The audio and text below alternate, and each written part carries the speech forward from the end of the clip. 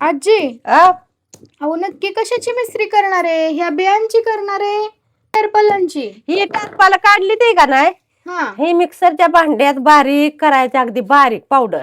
हा आणि ती पुन्हा चाळायची, बारीक करायची, चाळायची, बारीक करायची आणि सकाळची आपली लावायची थोडी थोडी. होय. हा मी कडू लागते का? हा लागते की, लागा ना का, काय होते, गोळ्या किती कडू लागते त्या, हो तरी तेवढं आपण बाकी खातोय. हा करेल. हा.